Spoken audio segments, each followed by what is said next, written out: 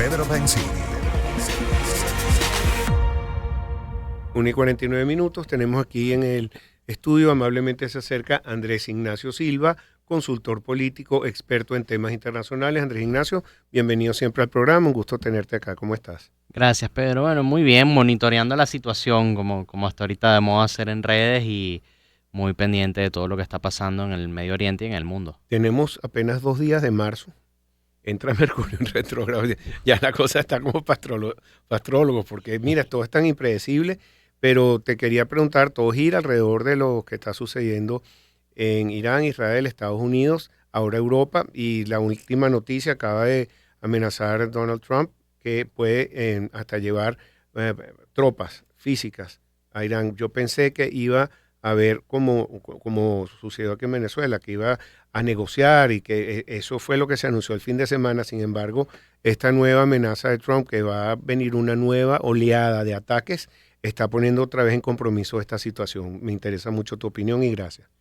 Bueno, Pedro, durante décadas hay un concepto que es el que ha mantenido a los Estados Unidos como líder del mundo, respetado, temido, como queramos verlo, que es este término llamado soft power. Esto consiste en que el poder de Estados Unidos, su leyenda, su respeto, radica precisamente en, primero, ser líder en vanguardia en una cantidad de sectores importantes, como lo ha sido los Estados Unidos desde hace décadas, y además todo lo que representa el poderío americano para el mundo. Hemos visto cómo con el crecimiento de otras potencias como China, como la India, los aliados nuevos que han hecho países como Rusia, es decir, el crecimiento de otros países poniéndose a la par de los Estados Unidos ha dejado claro que en estos momentos el único sector donde los Estados Unidos es un indiscutible número uno es precisamente en el sector militar. Entonces la política internacional de Trump lo que está dándonos a entender es que esa era del soft power americano se acabó, porque lo único donde ellos todavía pueden imponerse con certeza y firmeza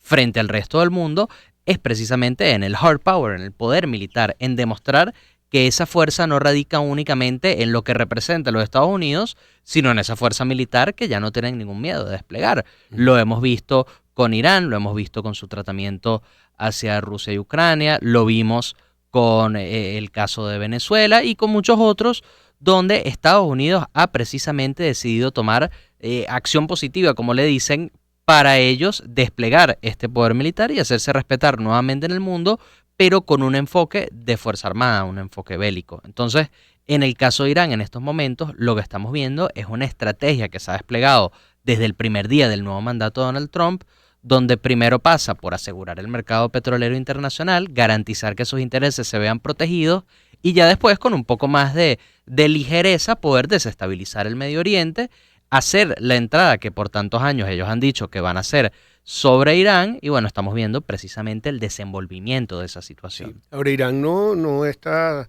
no solamente desarmado, sino que más bien se han preparado para esto hace mucho tiempo, han lanzado unos misiles con los que no contaban, hemos visto hasta unos cohetes que persiguen a unos aviones con mucha destreza, han evadido algunos, pero otros no, y vemos al piloto eyectando de su asiento.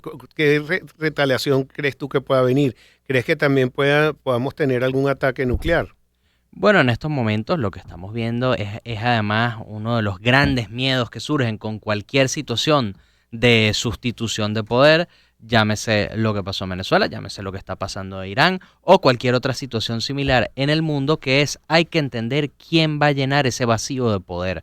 Hay rumores de que además el ayatolá que logró ser el encargado interino de esta situación mientras se escoge un nuevo ayatolá, también ha sido víctima de estos bombardeos. Es decir, a medida que se vayan eliminando objetivos de los Estados Unidos, lo que van quedando son más y más incertidumbres respecto a quién va a llenar ese vacío de poder. Hay que entender, en el Medio Oriente se han visto situaciones quizás no similares al punto de la escala en la que Estados Unidos se está desplegando, pero sí se han visto situaciones donde los Estados Unidos, llámese Irak, llámese Libia, tenían un plan muy claro de cómo debería ser el desenvolvimiento de la situación, pero por no haber contemplado ese vacío de poder, precisamente son los extremistas o los radicales los que terminan haciéndose con el poder y ahí se genera la incertidumbre. Sabemos que Irán es un país que ha demostrado a lo largo de los años que ellos, sobre todo ahorita en una situación donde ya Estados Unidos llegó a uno de los puntos máximos a los que se puede llegar, es decir, cualquier respuesta de Irán a los ojos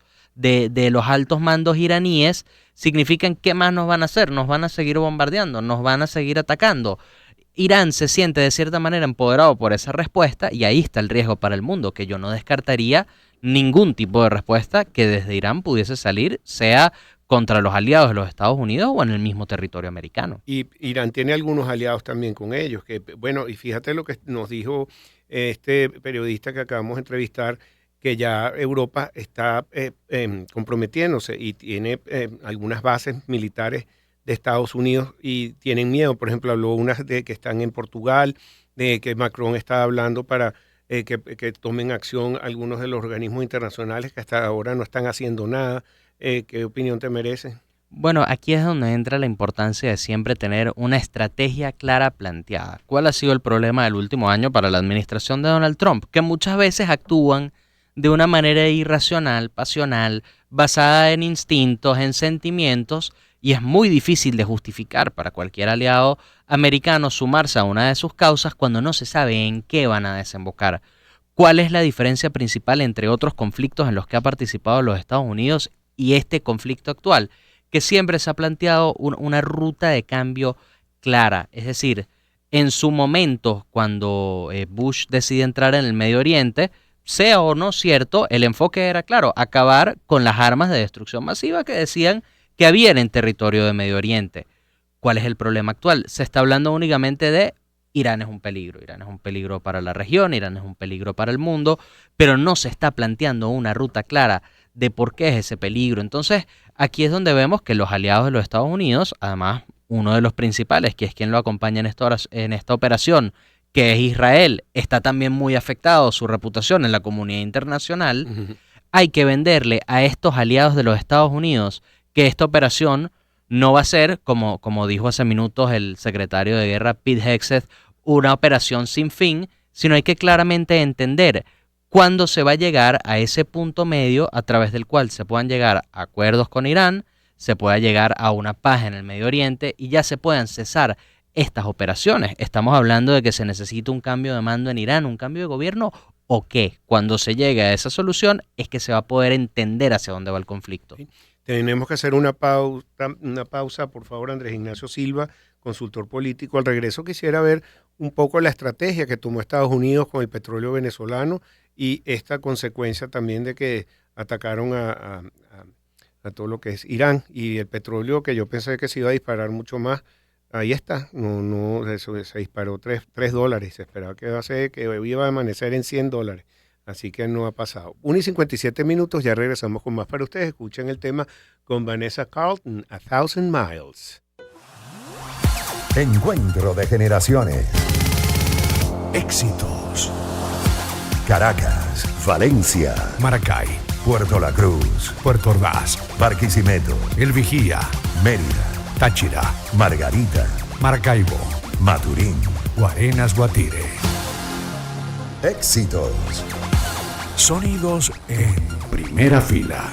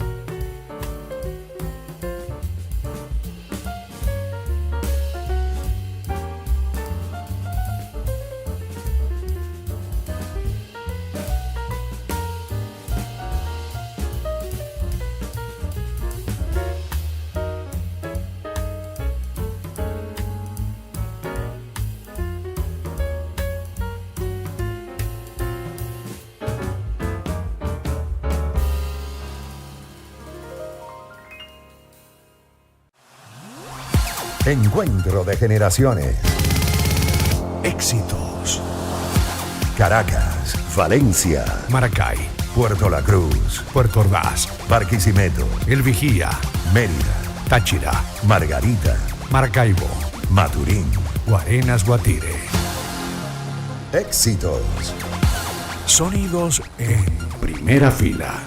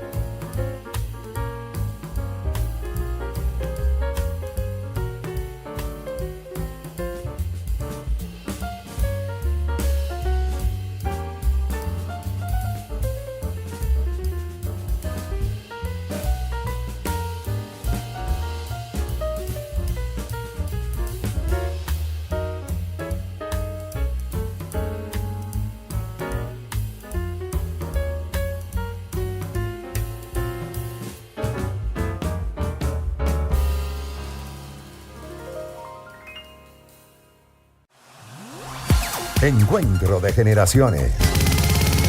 Éxitos. Caracas, Valencia, Maracay, Puerto La Cruz, Puerto Ordaz, Barquisimeto, El Vigía, Mérida, Táchira, Margarita, Maracaibo, Maturín. Guarenas Guatire. Éxitos. Sonidos en primera fila.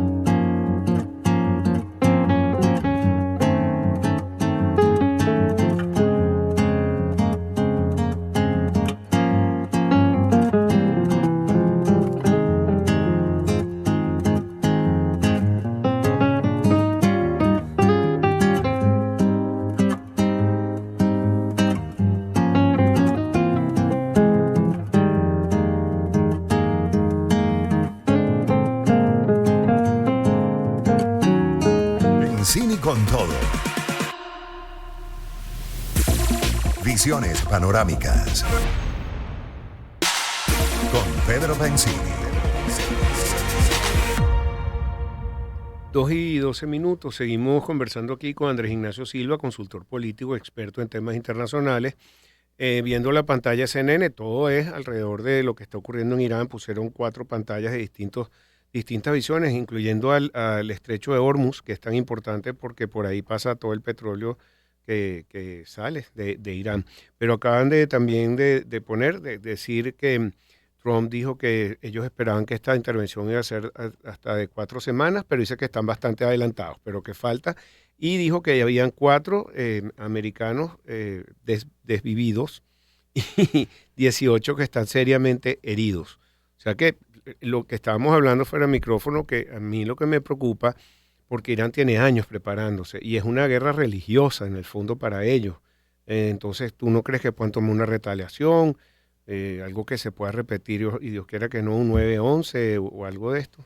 Bueno, Pedro, es algo muy posible. No me sorprendería que en las próximas semanas comencemos a ver, como se veían hace un par de años, incidentes de extremistas en las principales capitales de Europa. Pienso ahí es donde se vería primero, como se han visto en Berlín, como se han visto en París, en ciudades de ese estilo, y ya dependiendo de cómo Estados Unidos decida evolucionar esta situación. Vimos también como Donald Trump dijo que todavía el big wave, la gran ola de ataques todavía no ha llegado. Es decir, si haber acabado con la gran mayoría del alto mando iraní no fue la gran ola, ¿qué representará una gran ola de ataques de los Estados Unidos hacia Irán. Entonces, dependiendo de la verdadera escala de si un ataque de ese estilo llegase a pasar, ahí es que comenzaríamos a ver cómo empiezan a surgir estas celdas para atacar ciudades como lo pueden ser Nueva York, Miami, Chicago, Los Ángeles, Houston, cualquiera de las principales capitales en los Estados Unidos. Yo veo muy difícil por los temas de cómo ha evolucionado la seguridad aérea repetir un incidente como el del 11 de septiembre, pero no descartaría que se estén teniendo como objetivos principales estaciones de metro, aeropuertos, instituciones donde hay altos tráficos de americanos y de personas. Sabemos que en los Estados Unidos se mueven cientos de miles de personas a diario en cada una de las principales estaciones de sus capitales. Y en estos momentos, como comentamos anteriormente, cuando se balancean los poderes en una situación, la más famosa de la historia, por supuesto, la Guerra Fría, donde se dice que el tema de las armas nucleares, la mayor garantía es la posibilidad de destrucción mutua, vemos como siempre se mantiene un balance. Es por eso que en actos de guerra uno ve que si en Siria atacaron una base americana, de repente los americanos responden es tumbando un satélite, no bombardeando una capital, porque siempre se intenta mantener un balance. Pero en este momento el balance para Irán ya excede esos parámetros tácitamente establecidos por la comunidad internacional y las reglas de guerra.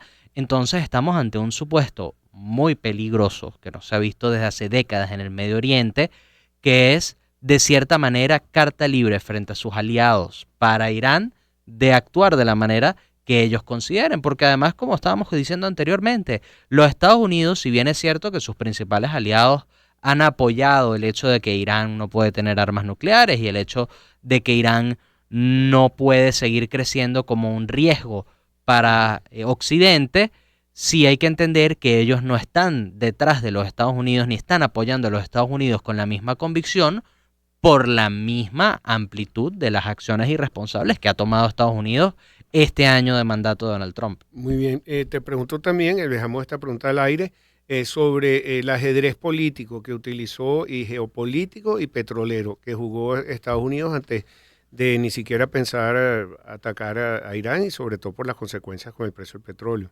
Bueno, es muy interesante entender cómo durante los meses de diciembre y enero, que es cuando las tensiones más estaban escalando entre los Estados Unidos y Venezuela, los Estados Unidos de lo que hablaba con Irán eran de conversaciones de paz, negociaciones y acuerdos, que parte de lo que nosotros podemos inferir de todo lo que está pasando con Irán en estos momentos es que Estados Unidos estaba precisamente ganando tiempo para asegurar el mercado petrolero venezolano, intentar estabilizarlo, hacerse con los acuerdos, fortalecer sus alianzas, prácticamente canalizarlo. Vemos como Reuters, el Wall Street Journal y otros portales importantísimos y de mucho respeto para la comunidad internacional han reportado que Donald Trump ya ofrece petróleo venezolano a Rusia, a Cuba, a China y otros países. Hay que entender que no es casualidad que una vez ese mercado está asegurado para los Estados Unidos, es que comienzan a darle ese giro a sus relaciones con el Medio Oriente y comienzan nuevamente a escalar hacia unas acciones bélicas y no diplomáticas. Sí, bueno, uno de los temas importantes, como le habíamos dicho, es el estrecho de Hormuz, porque por ahí pasa todo el petróleo y por eso que está subiendo el precio del crudo el día de hoy, ante el miedo del suministro de petróleo. Sin embargo, ya la OPEP dijo que iba a aumentar su producción y bueno, están suministrando petróleo venezolano a los Estados Unidos, que los puede evitar de que suban los precios de la gasolina, que eso se refleja en inflación en todas partes. Es decir, además, de cierta manera, los aliados europeos, sobre todo de los Estados Unidos, están entendiendo que ellos no fueron tomados en cuenta en la decisión de que el estrecho de Hormuz esté pasando por la situación en la que está pasando. De hecho, se reportó hace un par de horas que ya un par de tanqueros chocaron entre ellos, es decir, ya se está comenzando a perder la capacidad, ya se está comenzando a ver incidentes en el estrecho, y a medida que esta situación siga avanzando, si bien para Venezuela pudiese haber un panorama positivo, estando bien alejado de ese problema donde los productores de Oriente están viéndose afectados, sí es cierto que el mercado petrolero, sobre todo en los países europeos, en Asia y en África, se va a ver afectado, va a seguir subiendo el petróleo, y lo importante es que si los Estados Unidos de verdad está dedicado a que, como dijo Donald Trump, esta situación pueda durar hasta 4 o 5 semanas más, o quién sabe cuánto tiempo, hay que esperar que ellos verdaderamente se hayan planteado una estrategia a largo plazo a través de la cual la solución no beneficie únicamente a los Estados Unidos, sino termine beneficiando precisamente a toda la comunidad internacional. Sí, bueno, ya para terminar, breaking news, última hora, CNN dice que el asesinato del supremo líder de Irán crea una aspiradora de poder. Y bueno, están también poniendo algunas imágenes del presidente de Irán. Esto van a tener, y lo dijo Trump, que ellos quieren llegar a una solución política como la que tienen con Venezuela, con Irán. Eso es lo que ellos esperan, pero parece que han eliminado una cantidad de gente que serían los posibles sucesores. Bueno, pero los mismos sucesores que ellos ya habían determinado serían ideales para una transición también fueron eliminados durante esta ronda de ataques. Aquí hay 2 frases dichas por el mismo Donald Trump que justamente criticarían cómo Donald Trump está manejando esa situación. La primera sería una del 2015, donde Donald Trump en campaña dice justamente que el presidente de los Estados Unidos, sea quien sea, poco sabía él que terminaría siendo él, dice que el presidente atacaría a Irán bajo la excusa del terror mundial, pero eso únicamente hablaría de su incapacidad de negociar frente a estos entes. Y la segunda frase de Donald Trump, que también resume muy bien esta situación, es precisamente después de la situación con Venezuela en enero, cuando le preguntan a Donald Trump por su manejo de la transición en el país, se habla de cómo en Irak, cuando se eliminaron a los principales objetivos políticos, militares, hasta policiales, dijo él, eso lo que generó es un vacío de poder como el que estamos viendo hoy en día, y que los Estados Unidos no va a volver a tomar ese error de crear vacíos de poder, sino llevar transiciones acompañadas. Entonces aquí es donde uno nuevamente se vuelve a preguntar qué tan planificados pueden estar estos ataques de los Estados Unidos hacia Irán cuando el Donald Trump de hace 2 meses está contradiciendo al Donald Trump de hoy en día. Muy bien. Bueno, Andrés, gracias por estar con nosotros y te van a dar un premio esta tarde, te felicito. La próxima vez te lo traes así como cuando uno trae un Oscar. Entonces claro que sí, y lo celebraremos por ahí. Muchas gracias, claro que sí. Andrés Ignacio Silva, consultor político, experto en temas internacionales. Nosotros vamos a escuchar el tema de Huey Lewis and the News con Hip to be Square.